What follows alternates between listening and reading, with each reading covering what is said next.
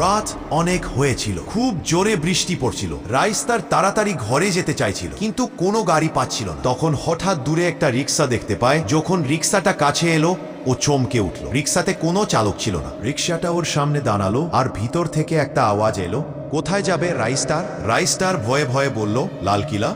রিক্সাতে বসে গেল। রিক্সা আস্তে আস্তে চলতে শুরু করলো, কিন্তু কখনো জোরে চলছিল, আবার কখনো আস্তে। রাস্তায় অন্ধকারের ভিতর থেকে ভয়ের শব্দ ভেসে আসছিল। রাইস্টার ভয় পেয়ে চুপচাপ বসেছিল। কিছুক্ষণ পর একটা পুরনো পোলে গিয়ে পৌঁছালো। তখন হঠাৎ পুল কাঁপতে থাকলো, আর রিক্সা নিচে দিকে পড়তে থাকলো। রাইস্টার জোরে চিৎকার করলো, বাঁচাও! তখন ও চোখ খুলল। ও ওর বিছানায় ছিল।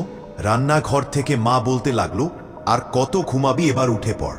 রাইস্তার ঘামে ভেজা মুখটা মুছলো, আর মনে মনে বলতে থাকলো, এ ভগবান, কি বাজে স্বপ্ন ছিল। তখন বাইরে থেকে হর্নের শব্দ শুনতে পায়। রাইস্তার জানালা দিয়ে বাইরে তাকিয়ে দেখলো, ওই রিক্সাটা দাঁড়িয়ে ছিল। এইবারও ওতে কোনো চালক ছিল না। রাইস্তার অবাক হয়ে গেল। তারপর কি হলো জানতে চাইলে ভিডিওটা লাইক করে কমেন্ট করুন। পার্ট